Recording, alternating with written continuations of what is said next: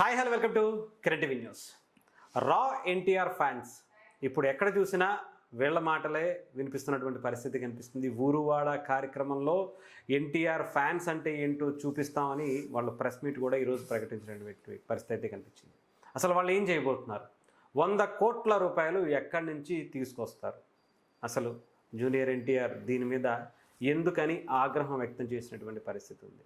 తెలుసుకునేటువంటి ప్రయత్నం చేద్దాం. మనతో పాటు సీనియర్ జర్నలిస్ట్ కిరణ్ గారు ఉన్నారు. అన్న నమస్తే. నమస్తే హరీష్. జూనియర్ ఎన్టీఆర్ ఏమో నా ఫ్యాన్స్కి నాకు సంబంధం లేదని అంటారు. ఫ్యాన్స్ ఏమో మాకు ఎన్టీఆర్తో సంబంధం లేకపోయినా సరే మేము మాత్రం కార్యక్రమాలు చేస్తాం అంటారు.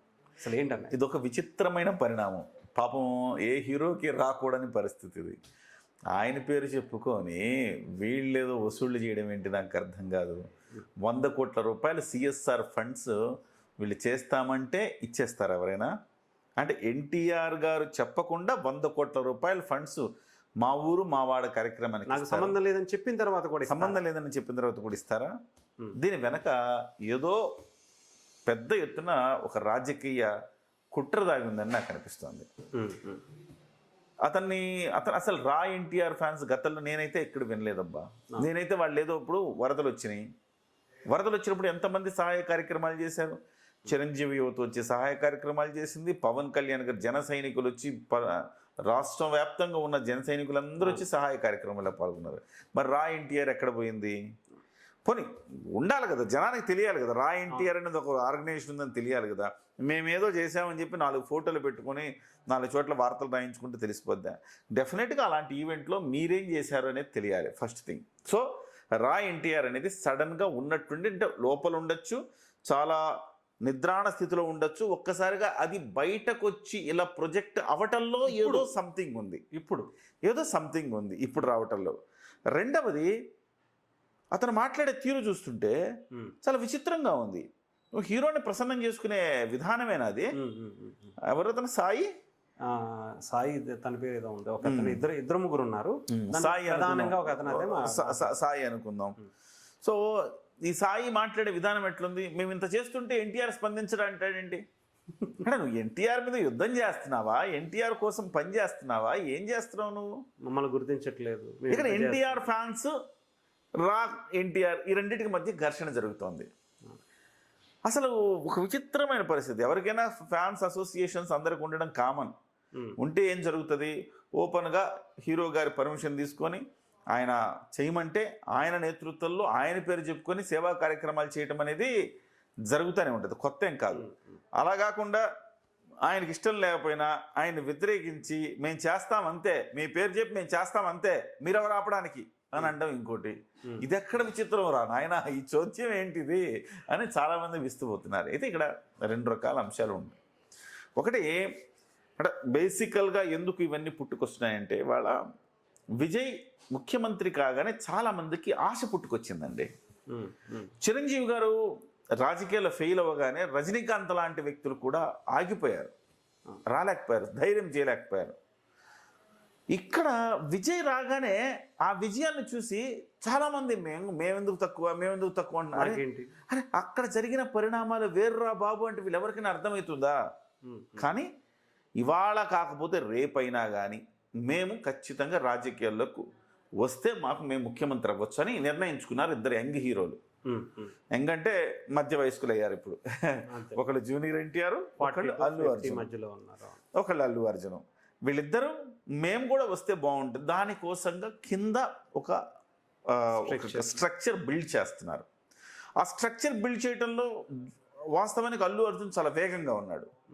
జూనియర్ ఎన్టీఆర్ సడన్ గా ఇట్లా రేజ్ అయ్యి, జూనియర్ ఎన్టీఆర్ వచ్చేస్తారన్న 18వ తారీఖు ఒక రాజకీయ ప్రకటన ఉంటుంది, అది ఉంటుంది, ఇది ఉంటుందని అని ఊదర కొట్టేశారు. చివరికి చూస్తే జూనియర్ ఎన్టీఆర్ కూడా సంబంధం లేనిది ఒక ఫ్యాన్స్ అసోసియేషన్ ఒక ప్రెస్ మీట్ పెడుతుందంట. కొండను దవ్వి ఎలుకను పట్టినట్టే ఉంది ఇది. ఈ ఓవరాల్గా ఈ ఓవర్ యాక్షన్ అనిపిస్తూ ఉంది నాకు. సరే దీంట్లో 2 కోణాలు ఉన్నాయి. ఒక కోణం, ఇది వైఎస్ఆర్సీపీ డ్రామా కావచ్చు. ఎందుకు అంటే వైఎస్ఆర్సీపీ ఎప్పుడు నేరుగా యుద్ధం చేయదు హరీష్. నేరుగా యుద్ధం చేస్తే గెలిచే పరిస్థితుల్లో వైఎస్ఆర్సీపీ ఉండదు. వైఎస్ఆర్సీపీకి ఒక థర్డ్ ఫోర్స్ ఒకటి కావాలా. థర్డ్ ఫోర్స్ ఎవరు? ప్రశ్న రావణ్ కావచ్చు, లేకపోతే శ్రీరెడ్డి కావచ్చు, గతంలో కత్తి మహేష్ కావచ్చు, ఇప్పుడు ప్రకాష్ రాజ్ కావచ్చు, ఇలాంటి ఒక లంపెన్ ఎలిమెంట్స్ని వీళ్ళంతా కూడా ప్రోత్సహిస్తూ ఉంటారు. ప్రోత్సహించి వాళ్ళతోటి మాట్లాడిస్తుంటారు. ఇది ఒక చిల్లర బ్యాచ్. కొంచెం చిల్లర బ్యాచ్ కాకుండా కాస్త సోఫిస్టికేటెడ్ బ్యాచ్ అంటే ఈ కాపులను కొంతమందిని విడదీసి ముద్రగడ లాంటి వాళ్ళను లేకపోతే ఇంకొకళ్ళను దువ్వి వాళ్ళని ఎగదోస్తారు. ఇది క్లాసిక్ అనమాట. ఇది క్లాసిక్, ఇది ఉద్యమం, ఇది స్ఫూర్తి, ఒక ఎమోషన్, ఇవన్నీ కలిగించే ఒక బ్యాచ్. ఇది ఒక బ్యాచ్. ఇలాంటి 2 బ్యాచ్. ఇక 3వ బ్యాచ్ ఏంటంటే, మూడో ఒక మార్గం ఏంటంటే వీళ్ళు చేసేది ఇక్కడి నుంచి ఎవరొక్కరిని తెగ్గొట్టడం. మెగా ఫ్యామిలీ నుంచి అల్లు అర్జున్ తెగ్గొట్టాలా, లేకపోతే ఈ టీడీపీ ఫ్యామిలీ నుంచి జూనియర్ ఎన్టీఆర్ని తెగ్గొట్టాలా. తద్వారా వాళ్ళని తీసుకొచ్చి వాళ్ళ మీదే వెపన్స్ లాగా, బాంబుల్లాగా వినియోగించాలి. వాళ్ళ దగ్గర నుంచే తీసుకుని వాళ్ళ మీదే ప్రయోగించే ఒక ప్రయత్నం. ఈ రకమైన ప్రయత్నాలతో వైఎస్ఆర్సీపీ ఎప్పుడైనా చూడండి, వైఎస్ఆర్సీపీ నేరుగా మాట్లాడితే ఎప్పుడు విజయం సాధించలేదు. జగన్మోహన్ రెడ్డి గారు నేరుగా ప్రెస్ మీట్ పెడితే అభాస్పాలవుతారు. దాంట్లో బోల్డ్ కామెడీ ఎత్తుక్కోవచ్చు. తర్వాత వాళ్ళు తీసుకునే నిర్ణయాలు మావిగన్ లాగా ఉంటాయి. వాళ్ళు ఒక్క ప్రజా సమస్య మీద పోరాడలేరు. వాళ్ళు ఎవరైతే నేరస్తులు ఉంటారో వాళ్ళకు మాత్రమే వంత పడుతుంటారు. పాపం పసివాడని చెప్పి 23 నేరాలు చేసిన వాడిని వెనకేసుకొచ్చారు. మళ్ళీ వాడెవడో సీదిరి అప్పలరాజు కొడుకు గుద్దేసి చంపేస్తే ఆ పిల్లాడిని పాపం 18 ఏళ్ళు అభం శుభం తెలియని పిల్లాడు, ఆ పిల్లాడికి ఏం తెలుస్తుంది అని మాట్లాడుతున్నారు జగన్మోహన్ రెడ్డి గారు. సో చంపేసి డోర్ డెలివరీ చేసిన ఈ అనంతబాబును వెనక పెట్టుకుని తిరుగుతుంటారు. అంటే వీళ్ళ రాజకీయం చేయలేరు హరీష్. వీళ్ళ రాజకీయం నేరుగా స్ట్రైట్గా మీరు కన్స్ట్రక్టివ్ పాలిటిక్స్ చేయటంలో వైఎస్ఆర్సీపీ చాలా ఫెయిల్యూర్ ఉంది. వైఎస్ఆర్సీపీ పాతాళంలో కనపడుతుంది మనకి. కనీసం మినిమం పాస్ మార్కులు కూడా లేవు వాళ్ళకి. సో అలాంటప్పుడు ఏం మన వల్ల చేత కాదు మనకి. మనం ఏం చేయాలి? ప్రభుత్వాన్ని డిఫేమ్ చేయాలంటే థర్డ్ పార్టీని వెపన్స్గా ఉపయోగించాలి. థర్డ్ పార్టీ ఇటువైపు లెంపెన్ ఎలిమెంట్స్ని, తర్వాత కాపుల్ని, తర్వాత ఇలాంటి జూనియర్ ఎన్టీఆర్ లేకపోతే వీళ్ళని ఉపయోగించుకొని ఈ రకంగా చేస్తుండే. సో ఫస్ట్ థింగ్ ఇది వైఎస్ఆర్సీపీ స్ట్రాటజీ అయి ఉండాలి. ఎక్కడో దగ్గర రెచ్చగొట్టి గుడివాడకి సంబంధించిన నాయకుడి పేరు కూడా ఎక్కువగానే వినిపిస్తుంది సహజంగా. ఎందుకంటే జూనియర్ ఎన్టీఆర్ గారు పార్టీ పెడితే పార్టీలోకి వెళ్ళాలని బహుశా వెనకుండి నడిపించాలని అనుకునేది గుడివాడ నానినే అవుతాడు సహజంగా. ఎందుకంటే ఆయనకున్న సాన్నిహిత్యం చూస్తా ఉన్నాం. సో రెండవ స్ట్రాటజీ ఏంటంటే జూనియర్ ఎన్టీఆర్ఏ డబుల్ గేమ్ ఆడుతుండాలి.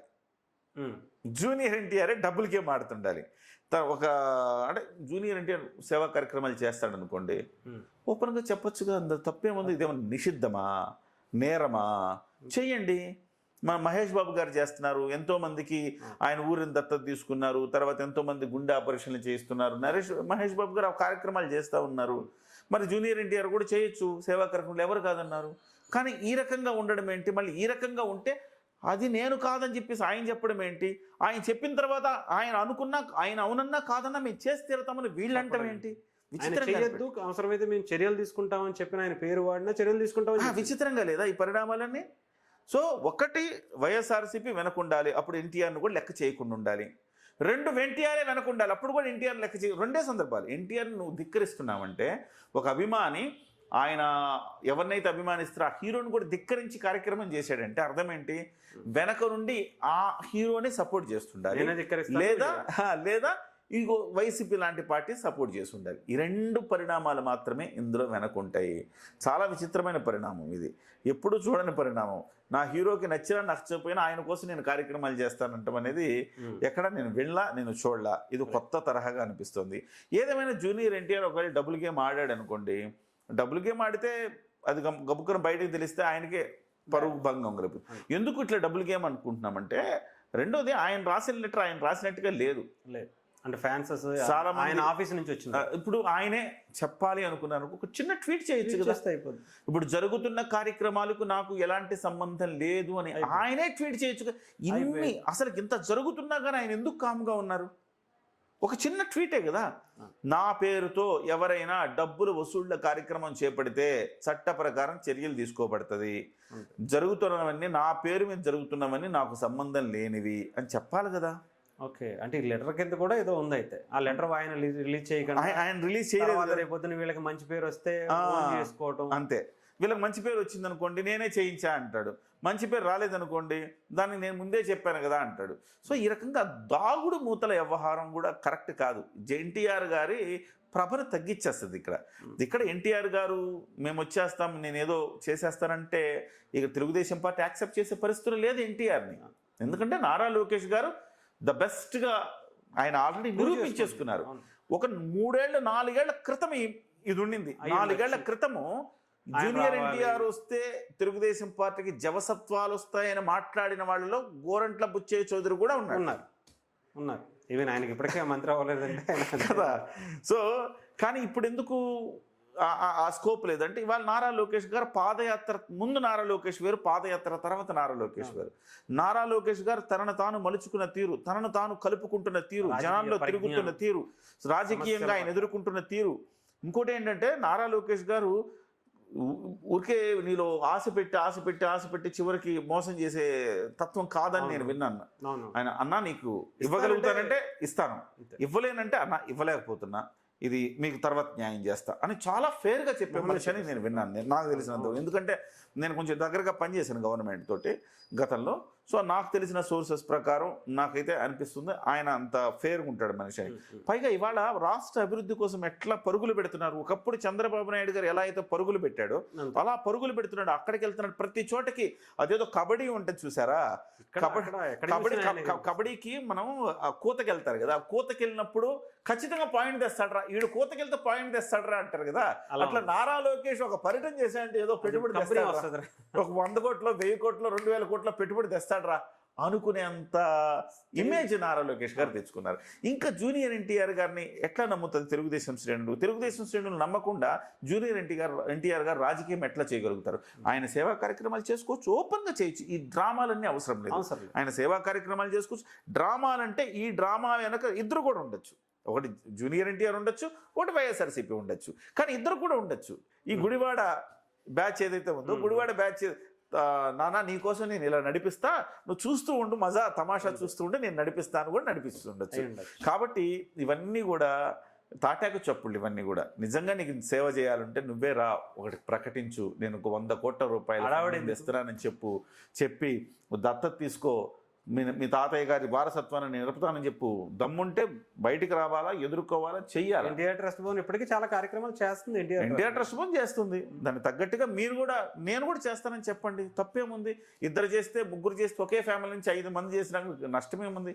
జనానికి అల్టిమేట్గా జనానికి నచ్చుతుంది కదా, జనానికి మేలు జరుగుతుంది కదా. సో ఇదంతా కూడా పెద్ద డ్రామా. దీని వెనక గుడివాడ బ్యాచ్ ఆడించే ఒక పెద్ద నాటకం ఇదని చెప్పేసి మనం స్పష్టంగా అర్థమైపోతా ఉంది. 100 కోట్లు ఎవరిస్తారు హరీష్? ఆలోచించండి మీరు. ఇప్పుడు నేను సేవా కార్యక్రమాలు చేస్తానంట, లేదా నువ్వు ఉన్నావు, నేను సేవా కార్యక్రమాలు చేయాలనుకుంటున్నాం. ఇప్పుడు కిరణ్ టీవీ నుంచి మనం అనౌన్స్ చేసాం అనుకోండి, మేము పవన్ కళ్యాణ్ ఫ్యాన్స్, లేకపోతే మేము మెగా ఫ్యాన్స్, మేము సేవా కార్యక్రమాలు చేయదలుచుకున్నాం, 100 కోట్ల రూపాయలు సిఎస్ఆర్ ఫండ్ ఇస్తానని చెప్పి, మేము సిఎస్ఆర్ ఫండ్ ఇవ్వండి ఎవరైనా ఉంటే ఒకసారి చిరంజీవితో చెప్పించు బాసు, పవన్ కళ్యాణ్ గారు ఫోటో తీపిచ్చి అంటారు ఫస్ట్, ఆయన లెటర్ ఏమైనా ఉందయ్యా అని అడుగుతారు. ఎవడు పడితే వెళ్ళి అడిగితే సిఎస్ఆర్ ఫండ్లు ఇచ్చేస్తారా? నాన్సెన్స్ ఆఫ్ ఇండియా ఇదంతా కూడా. రైట్ అన్న, thank you so much. Right.